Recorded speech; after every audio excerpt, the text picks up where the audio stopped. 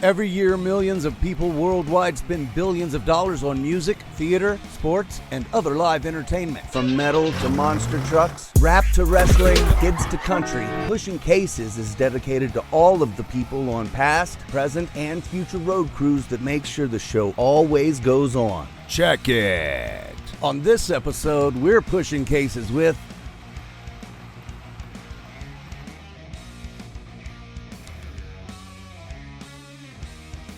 What's up, everybody? Welcome to the show. I'm Josh Martin. Today, we are pushing cases with my man, Michael Washer. Welcome to the show. How are you? I am doing well. Thank you very much for having me. Absolutely. Thank you for being here. A real quick rundown for everybody. I met Washer on the Bob the Builder tour. I was driving Scoop. And I came in right at the tail end of the American leg of that tour, and Washer was, correct me if I'm wrong, but carpenter and machine tech. But yep. Hey, I'll stop talking and let Washer introduce himself and give us a little more 411. Hi, I'm Washer, Mike Washer. Been touring now for 20 some years, bouncing from tour to tour, done the likes of Rolling Stones and U2, some Aerosmith, Pink, Joe Cocker, Boys to Men, and kind of ended up on the last about 11 years with Metallica. Started out with Metallica, was a carpenter, and ended up as a stage manager for a few years. And yeah, I was there until December of 19. So. Okay. All right. Awesome. Well, and see, this is great for me too, because although I spent a few months on the road with Washer and we've stayed in touch, I don't know a lot of this that everyone's going to find out today. So I'm excited. Wow, that's quite a resume. Some of my favorites. All the way up until 19, you were with Metallica regularly. Mm-hmm. How did you get into the business? I started working as a local stagehand at Polaris Amphitheater in Columbus, Ohio. My first year out of college, I was a theater major, technical emphasis, and thought, hey, I'll see what it's like to do work backstage in the rock and roll industry, and went and worked a year at Pushing Cases, being a stagehand here in Columbus, and got in well with the company. And then I was the local crew chief, Polaris Amphitheater, for a couple of years, and met a few people. And the owner of our local labor company happened to be a rigger out on the road with the Rolling Stones at the time, and met some people. And turned out that Luther Vandross needed a head carpenter, and knew that I could build a set of stairs if I needed to, and could assemble a stage. So yeah, went out with Luther and started meeting people and getting offers, and just kind of moving from gig to gig. Wow. Yeah, kind of all fell into place at the right time. Look at that. What year was that you started? 97 was the first year I was out on the road with Luther Vandross. All right, awesome. Tell me a little bit about your job as carpenter on a general tour. What is it that you normally do? Well, we're building the stage. It's generally a very nice stage package provided by one of the many vendors, Tate Towers or All Access. And you come into a building with your team of carpenters that you travel with. You're handed a group of local carpenters from the local IATSE crew or independent crew, and you put the stage together generally. It's decks on frames, put it together, any scenery, soft goods, drapes, sometimes some projection screens, basically anything that the performers are going to stand on or the backline guys are going to be hidden behind. We take it off of carts, put it together, store our carts away, and generally then the carpenters are the ones who help with show cues, pushing things on and off, wagons on and off, large props on and off, all that, and kind of help the show go without anybody ever seeing you. There it is. And not only do you do that, you load it in and out of a different city, every other day at least or something, right? Yeah, quite often, yeah, right, day after day. It's after a while, it gets pretty streamlined. You know exactly how long it's going to take you to get in. You know how long it's going to take you to get out, and you plan accordingly. So, Right. About how long does it take you to get into the groove, do you think? I would say about the first 12 shows has kind of been the magic number. It takes about 12 shows for everybody to start to find their rhythm. Lighting starts to learn where sound's going to be. Sound and lights know where to run their cables to keep it out of this way and that way. And some good stage management really helps too. To one person kind of keeping all the plan together and just keeping a good overview. So yeah, about the first 12 are usually pretty rough, and that 13th show things tend to kind of click. It's remarkable. Odd number 13. Yeah. 10, just even out. Nice. And you've traveled all over the world, right? Yes, sir. You've Yep. done this in and out. I'm wearing the WWF shirt. I think I've seen that you've been off in Saudi Arabia with the Crown Jewel show. Yep, I've done that twice over there. That's quite the experience. Yeah, a lot of good people on that crew. Really enjoy that one. It's was never in the same place twice, and always had a new set of conditions to overcome. But good people over there, and it was a good crew to work with, and really enjoyed that. That was a good one. Tell me a little how it compares, better, worse, indifferent, to touring over here in the States. You don't go over there often, do you? No, and really, it's just for the crown jewel is when they bring in extra site coordinators and site carpenters, which is I'd be working with the site company, and it's really just helping get the steel crew in, get the steel set up, the bleachers, seating, and then the regular WWE crew comes in, and we've given them the bones and the structure to come in, do their show, and then they get out, and then 2 days later, everything's down and gone. So it's more of a site coordination piece with the WWE there. Gotcha. Any language barriers that you had to overcome No, there? a lot of good translators. A lot of real basic and easy commands: right, left, lift. You're not trying to decipher, the Rosetta Stone or anything at that point. It's a lot of very just common. Okay, all of us push. It's not as difficult as you might think. A lot of good translators. A lot of the Saudi crew that works over there, and those guys are amazing and very, very helpful. Awesome. How about the accommodations? How was it trying to get over there and get back? Travel. Oh, very nice. I got to say that the Saudi Airlines is very nice. There, I mean, the food. I can't even tell you what I had, but everything I had to try everything on the plane. It was amazing. The accommodations, big modern glass hotel with a full breakfast every morning. They do take very good care of us over there and put us up in some very nice places. Okay, so you were contracted by the WWE through another company. Do you work for a parent company? Are you freelance? I'm freelance, and through other people that I know that I've worked with before, I had the contacts and just needed, usually it doesn't hurt to have one more set of boots on the ground as a site coordinator when some of these sites are so large, just to keep everybody moving around on the golf carts and keeping eyes on everything. And the more the merrier on our side, and they're generally very accommodating about getting us there. And but I'm independently contracted at this point. Okay, awesome. Was there anything over there on this particular show that caused a problem where you thought, oh, how are we going to do this, or that you had to improvise a little more? You don't count on sandstorms in a lot of places. Okay. And there were times where, even before masks became in fashion everywhere else in the world, we're all masked up there and got the goggles on and everything because, the sand's coming in and you knew it, and the visibility would drop. And if you weren't covered up, the next day you were coughing up rocks because the sand and dust in the air is something I've never had to deal with, like on a few days over there in the big sandbox. Okay. Wow. And how did that affect the good old trucks on the pushing the cases there? Were you hitting a lot of rocks?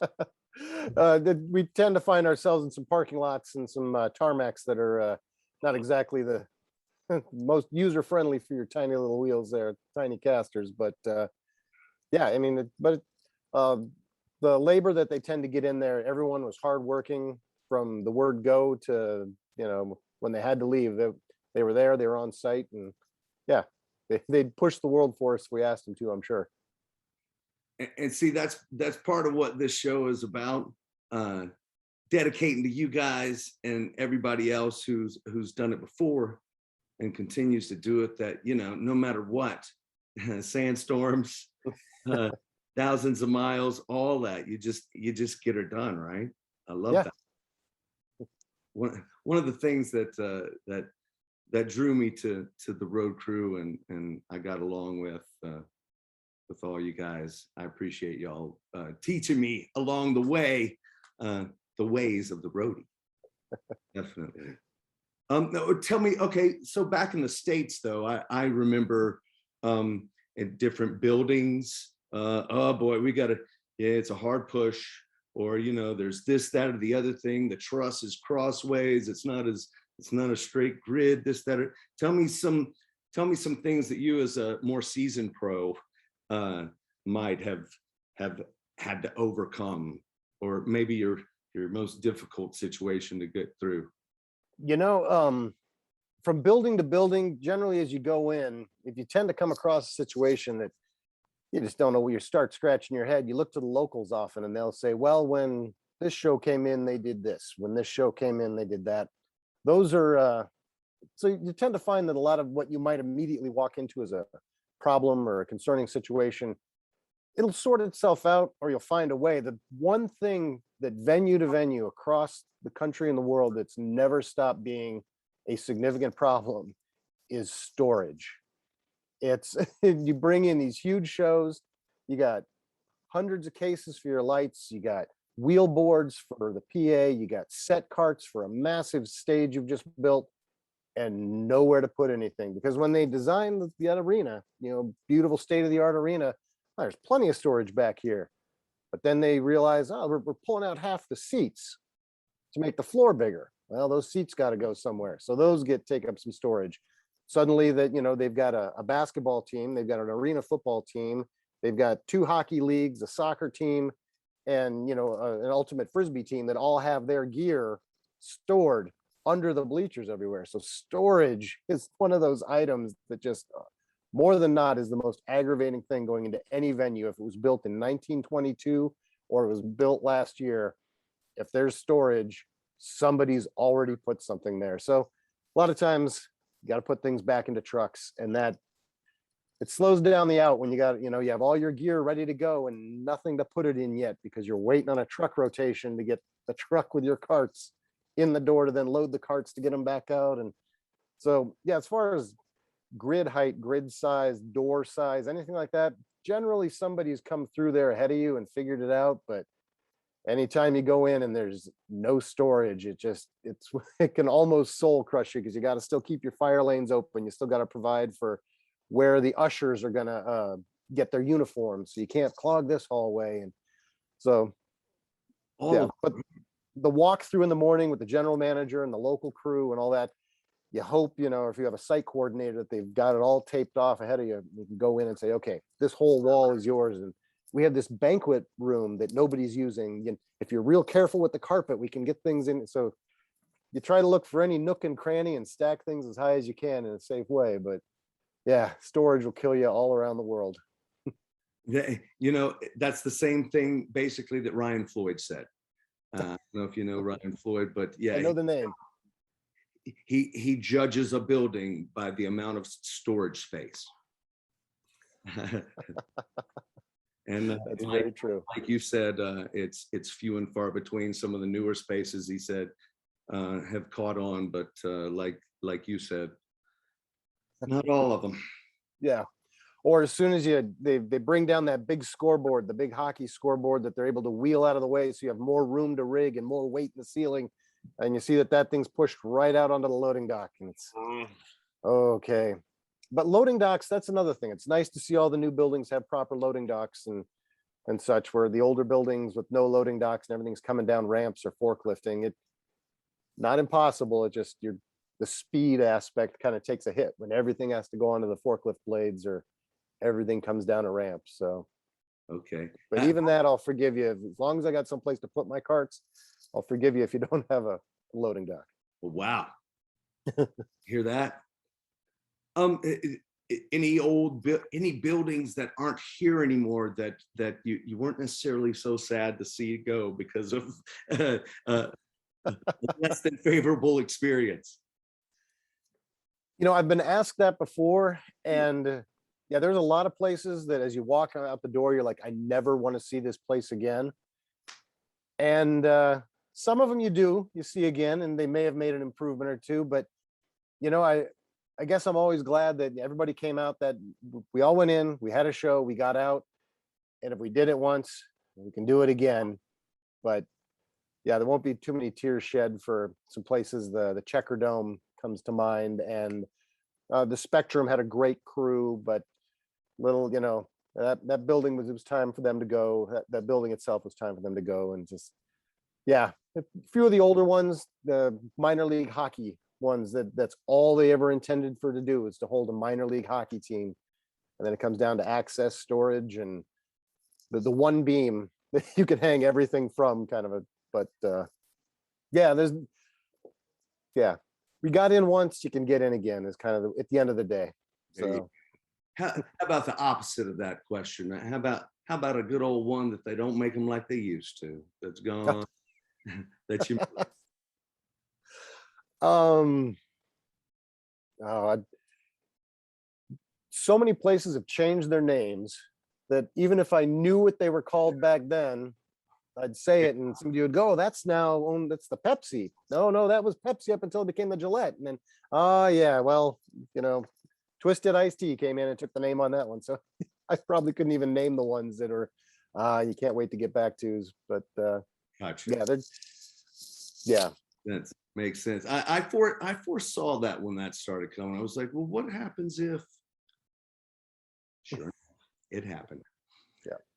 Well, how about I know as a live performer, sometimes the show must go on for whatever reason, right? Is there any time that you were involved with the show early on or later on where I can't believe the show went on, but sure enough, it went on?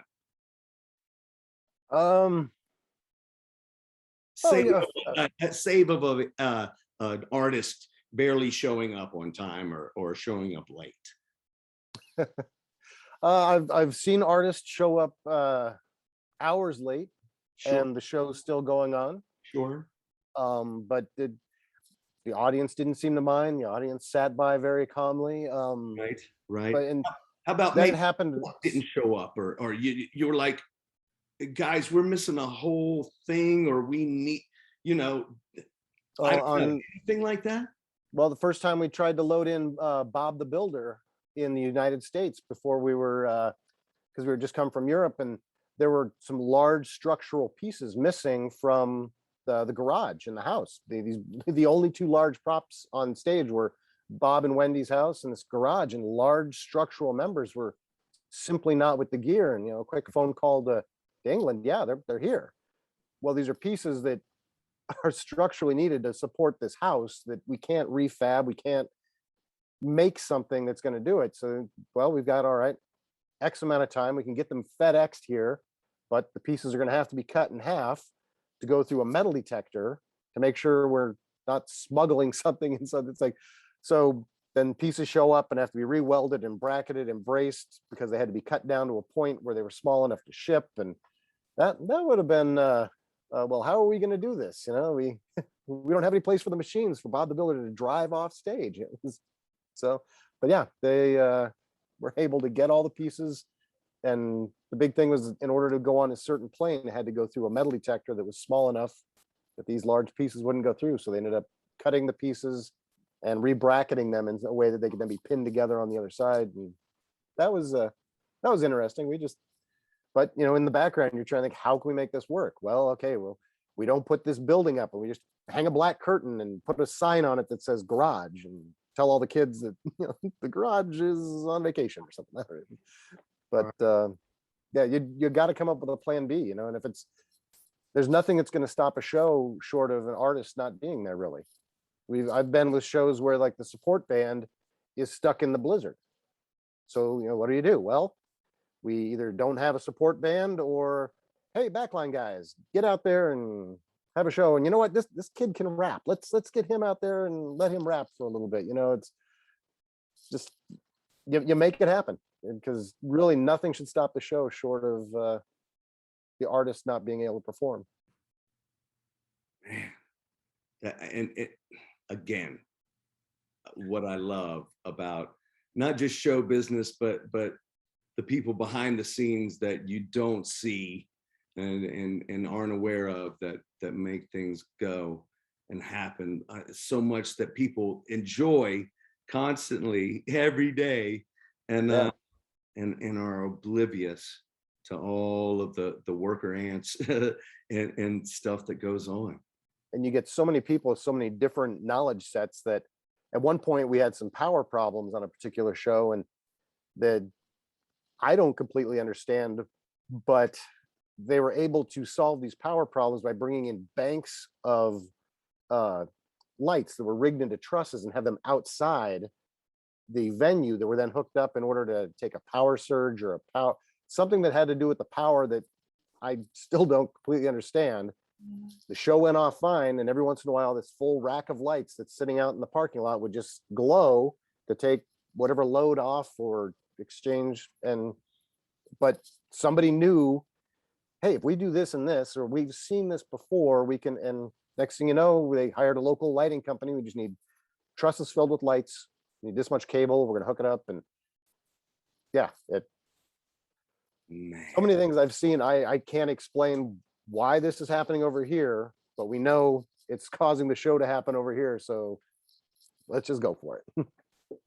Wow, that's amazing. Have you ever had to do something like that on your own, where you had to use a little MacGyver ingenuity and make it happen? I'm sure you do it on every tour, right? Well, the machines on Bob the Builder took a bit of all right, well, we can bypass this whole system that doesn't work in order to get the machine to go out, say its lines, and then we can pull it back if we have to, and rather than go out and do all the dance numbers. And that was as far as carpentry and mechanics and such, being the mechanic for the machines on Bob, there was a lot of that. And what happens if a machine goes down on stage and just, you know, cuts out? You know, how do we've got to go out with the jack and jack up the wheel, the drive wheel, which just won't turn without electric, because it's the brake will seize, and go out and jack up this machine and get it off stage. And then somebody's going to make an announcement that, you know, Rolly won't be in Act 2, he's not feeling well. But because Rolly's voice is recorded with everybody else's voice, Rolly's still heard, and the kids buy it. You know, the demographic is the 7-year-old and under set, and as long as Dizzy's out there doing circles, and the end of the show they high five Bob, you know, they won't even be able to tell you what the whole story was about. So don't forget that Rolly wasn't there. For those of you who don't know, you can help me clear up anything that I missed. But the machines, the big machines, were built on forklift chassis that were turned backwards. So if you've ever, maybe just mine, or maybe one, or maybe I'm remembering incorrectly, but I remember a forklift chassis. Do I have that part right? They were all custom built, frame up, at Asylum SFX in London, and the drive mechanism was luggage handler. If I remember, yeah, luggage handler wheels and drivetrain and all that, and then battery operated, of course. And so, yeah, it was all off of, but every frame was custom built, then axled and set up. So okay, well, see, ladies and gentlemen, we all learned something. That's crazy. All right, well, amazing machines. they were a work of art. It took me right up until the first show, and Sloan looking at me with a side eye like, why did I hire you? To figure it out. And then I finally had to figure out that it was a super light touch. Yeah, I was so you know, caught up and tense about trying to hit this mark and trying to trying to do the choreography and make it there. And so I was like, all right, well, I got to get there. Bang. Next thing you know, I'm there and I got to turn and nope, I already passed there. Now I messed it all up. But yeah, these machines were nice little light touch. And I mean, everybody went to dinner one night. I was left in the arena. And this is after Washer can attest, we'd spent a week in Poughkeepsie, New York, in that little convention center. And I drove it around. Yeah, I could drive it, no problem. But we got to choreography and trying to hit marks, and Miss Penny and Sloan and and pretty much everybody else had already been doing the show. And keeping in mind that you were behind a screen, so you had no peripheral vision. You only had directly in front of you. You couldn't lean out and look around. You had to be pinned back in there. It was a new experience. And then Dizzy, talking about as long as Dizzy came out, that was a radio control. I can't go ahead, tell them how that worked if you can.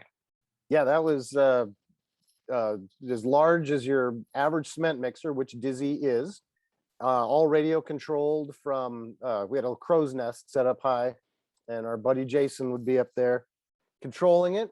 Dizzy would come out and she could turn around, she could lift up on her wheels, she could tip her bucket, spin the concrete drum, blink her eyes, and turn her head. It was amazing, all of the functions she had packed into what appeared to be just the narrowest frame of a cement mixer body. And if anybody's familiar with the Bob the Builder claymation stop action show, they did the best they could to keep everything in those parameters. And yeah, she was amazing little remote control that just stole the show. The kids loved Dizzy. It was top notch, and Jason did a great job controlling that. Yeah. Machine. Oh, so. And he was hired because he was a gamer and was good with joysticks and game controls. Why? That's hilarious. Yeah. Him on. Yeah. Get him to talk about it some more. Any issues? As I said, I came on. I was only on for about 3.5, 4 months. At the end, you were on. How long were you on that tour? When it first kicked off, rehearsals would have been a year or so. Before that, it's almost about 2 years. Okay. And yeah, I went to Asylum and helped watch them finish everything up and give me the ins and the outs and pages of blueprints and troubleshooting manuals. And just I learned and forgot more about hydraulics, pneumatics, electronics, servos, switches. Yeah. I bet. Did Dizzy ever break down? I don't remember her ever breaking down or not being available. Once or twice she would, they have a signal problem and we'd have to go and get her. And she was real easy. One of our other carpenters, we all wore the Bob the Builder suspenders, would go out and gently put her arm around Dizzy and just kind of guide her back. And we'd figure out what was wrong. And a lot of times it was just a matter of shutting her down and turning her back on, just like any kind of a computer. It's a shut her down, then she'd come back to life and send her right back out. So, but yeah, once, maybe twice, and then little tiny things, maybe the head wouldn't turn. So I'm there at night, opening it up, seeing what happened. And so just the folks at Asylum who built and designed these, they were wonderful with support. I'd call and, they'd walk me through procedures on the larger machines. And yeah, they were very, very helpful at the end. Listen, y'all, in one show before halftime, I was in Scoop and I had to make a 180 upstage. And when I did it, unbeknownst to me at the time, the axle came out of the tire and I fell down that way and I couldn't move. Right. Well, I didn't know what was going on. And I thought I had a flat tire. And so we have radios and I went, hey, Washer, I think I got a flat tire. And Washer comes, I see finally comes from the garage with all the other stageheads, right? Pardon me. And he looks and I can see, he goes out of my frame and he goes, it's not a flat. The axle came out. I'd forgotten about that. Yeah. Everybody picks me up, walks me out. I was right back at halftime. Yeah, These dudes, that's right. It was a halftime repair, and yep. not an issue. Just make it happen. Yeah. So you were talking about all the other acts you've been with, Metallica and everyone else. Tell me a tour that sticks out in your mind where you really, it just really memorable for whatever reason. I think the 11 years I did with Metallica, it's the most recent one I came off of before the whole world shut down. Mm-hmm. It was a really good group of people to work with backstage, and the became predictable to the point of you knew exactly, everybody knew where everybody else was going to be. You knew exactly who was going to have a problem today. You knew when that problem was going to happen, and everybody could kind of rally around and solve it. I at the end, I was the stage manager, and I was there with 3 or 4 different production managers and a number of office crew that went through, and whole groups of lighting and sound, and just about everybody that came through. You really knew where their strengths lied, and everybody could then lean on those. And then there's the core group of the Metallica family that has been there forever, and they're going to continue being there. And the support that everybody showed everybody else, it made it pleasurable to be away from everything that was pleasurable at home. You knew that there were people you could trust and would back you up and make the day happen. And it made it that much easier to not, actually be able to hang out with my kids or miss a birthday or something like that. It became a real good family for 11 years there. That was the most memorable one, probably because it's the most recent. There's a lot of other good artists that I've worked with that, I never worked with the artist so much as the people around the artist, and I've run into the same people from tour to tour that, oh, we did this together and we did that together. And yeah, and like I said, after your first 12 shows, everybody knows, has a good idea, they should, where everything's going to happen, what's going to happen, where it's going to fail. And then hopefully, you have a nice boring show. Boring is good. Right. Yes. According to plan.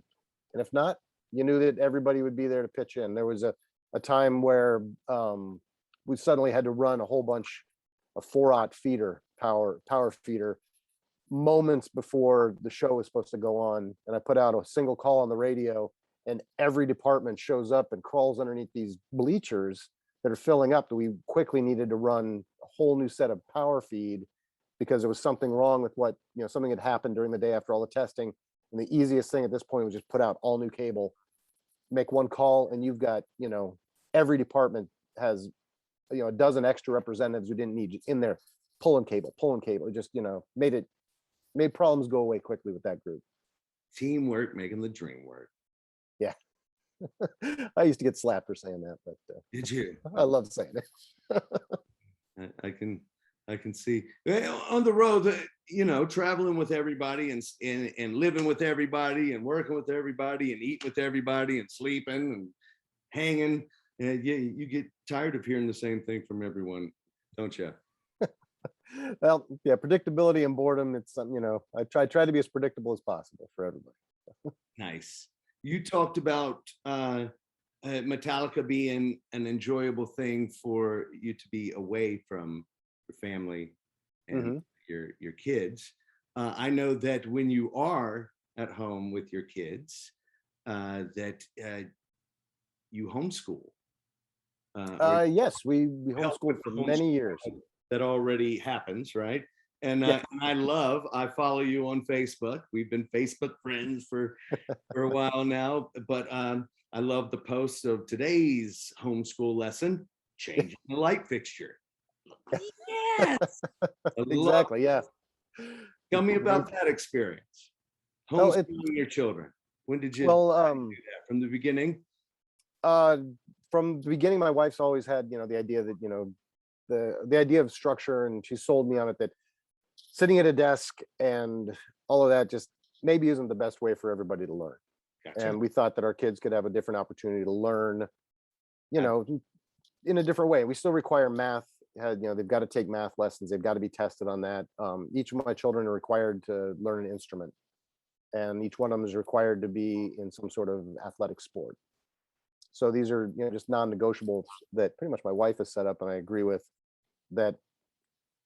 So two of my daughters are in soccer, one is in powerlifting.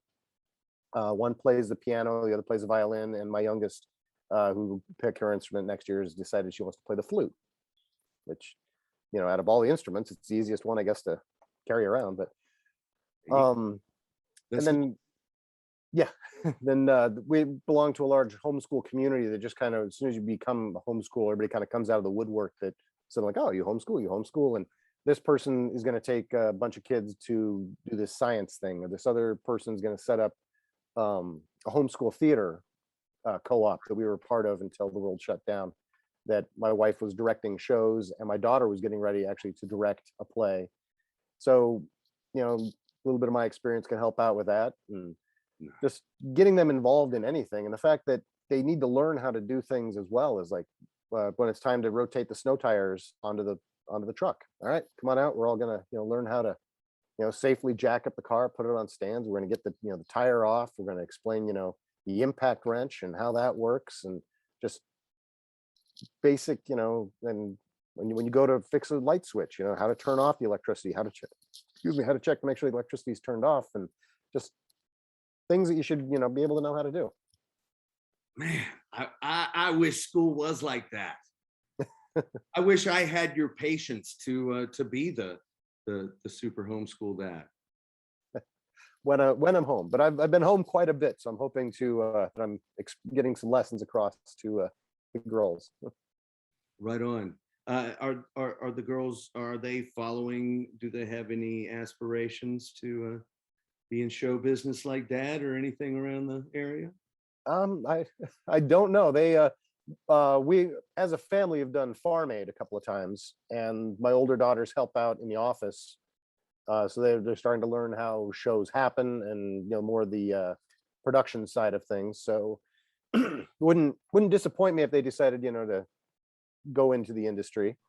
And my wife, also having been a carpenter and a production assistant and such, they see the merits of the business, and it's hard work, but they also understand that the payoff is you can meet some great people, see some great places around the world, and not all learning has to come from a book. So right now, and you were talking about all the home repairs and other things that teach the girls. Growing up, were you taught carpentry or home repairs or anything like that? Where's that come from? I was always looking over my dad's shoulder, looking around, peering over the fender of the car to see what was going on, and picked up a lot. My dad was never afraid to tell us how things worked, or hand us a saw, or hand us a wrench, just give it a try. And so always hands-on from an early age. And the garage was always a place where my dad and his friends, they'd get together and they'd spend an hour working on the car, and then 3 more hours talking about the race days, or some 4-wheel drive trip, or so it was the place to hang out and be. And if you knew how to turn a wrench, you tend maybe not to be kicked out of the garage quite so early, before bedtime, kind of thing. So nice. Was your dad a handyman, or what did he do for a living? He was a Denver police detective, but he had every power tool you could imagine. Did a lot of woodworking, fixed cars. He he owned a lot of tools that he probably never used, just because it was a tool that he might need one day, and he saw it on sale. So now I've got them, because I haven't needed it yet, but he had it. I might need that. So I have a stepfather who's got 2 of everything, just in case one of them breaks. exactly. My justification is I need 3 of everything, so that I can give when I die, I can give to my 3 daughters, and they can have 1 of each. So Nice. and until then, I've got 3. So Yeah, there you go. So you were talking about being on Metallica right up until the world decided to put the brakes on. yes, yeah. My contract ended December 2019. Okay. And then I thought, okay, well, I went and I did a month's worth of work in the big sandbox there. Did the Crown Royal that happened in 2020, and came back and had a few prospects and thought, okay, I'll get a few things done around the house, and then went out to visit my mother in Arizona with two of my daughters, and suddenly we're under a 2-week lockdown to stop the spread, and so I'm in Arizona with two of my girls. My wife and my oldest daughter were going to join us a few days later, and I'm like, well, why don't you guys just stay in Ohio and we'll hang out with my mom here to make sure everything's kind of settled here, and So just you kind of were figure out away what's going from on. home when they told everybody to stop what they were doing, Yeah, and not on tour. yeah, was not on tour. Just I was waiting for the next thing to happen, and just seeing if my bags would get on that bus, and Oh, so and they never got on that bus. So oh. And what have you been doing in the meantime? Are you back out gigging? What's the deal? I've done one gig since I went and did the Farm Aid this year. The Farm Aid was virtual in 2020, but Yes. they did the Farm Aid show this year. So it was about 5 days worth of work. I was very lucky to get, and great to see that group of people that usually once a year, it's good to rub elbows with those folks again and push some wagons around. So I did that. Doing some handyman work here and abouts, mostly friends and neighbors and such, and doing a lot of work on my house. I had a small house fire in December of last year. Oh no. So yeah, chimney fire, long story. But even longer story. I became my own general contractor on it. And once the masons rebuilt the chimney, I was able to go in and rebuild the walls, get the ceiling set, refinish the floors. So yeah, so I've been doing work on my own house, doing some handyman work, and got into the secondhand junk dealer, Sanford and Son kind of business. I'm buying auction lots and reselling them on the marketplace, and reselling clothing on the Poshmark. It's not making me rich, but it's keeping the lights on. So There you go. Other than that, what do you got going on in the future? What are you looking to do? You looking to get back out there, or has the pandemic changed things? no, I'd love to get back out there and do what I like to think I did well and had a great time doing. We still have some savings we haven't dug into yet, so we still have a little bit of a cushion. And my wife, she's taken on a part-time job with UPS for the health insurance, which has been a huge burden off of all of us to come up with that extra money. That she works 3 hours a night, 5 days a week, loading one plane out of Rickenbacker, and we get really good health benefits for the whole family. So that's helped out considerably. Wow. And yeah, I've got a little more of a cushion to go through, and then a little bit of income coming through with all of the gently used women's shoes that I'm learning all about and reselling. So auction lots, where do you get these from? there's a company here in Ohio called Auction Ohio, and you bid online, and they show up these pictures of this whole closet clean out, or this dinette set. Here's a china cabinet, and you just bid online, and if you win, the next day you go and you pick it up. I bring it back here, and if it's clothing, I go through and see what's any brand name clothes, good condition, shoes are gently worn, and I put them on sale on the Poshmark, or other items, radios, cameras, things like that. A lot of collector type things, put those on sale for the marketplace. And my knowledge that I gained from my parents wandering around flea markets for the first 14 years of my life, my dad pointing out, yeah, see those things? Everybody, Coca-Cola is very collectible, and Hummels, I gotta make sure it says this on the bottom, and it doesn't have this sign, then it's not a real Hummel. And okay, I took all that in, and now I'm using that information, I guess. Now it's paying off. Yeah. Right on. Well, anything else you want the people to know about you, or the roadies, or anything else in your life? I know you got things going on. Don't want to keep your time. I appreciate you talking.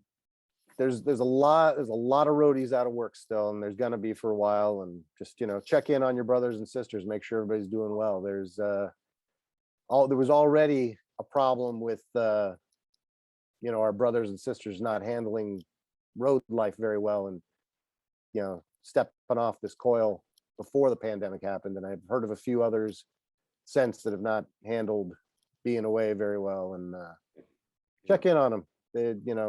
Make sure everybody's still doing well, and just know that everybody's got to make lobby call in the morning, and I want to see everybody there. There it is. There it is. Well, Takes all of us. we're glad you're here in the lobby, here in the loading dock, pushing cases with us. And you tell all of your friends and fellow roadies out there, give them my number, and love to have them on and let them tell their story and share their life with everyone else. I know they're gonna love it just like they're loving this interview. I appreciate your time, man. Hey, thanks for the call. Thanks for the chance to talk and catch up. It's great seeing you. Great to see you. You stay well, and we appreciate everyone tuning in. This has been Mike Washer, Josh Martin for Pushing Cases. Stay well, everyone.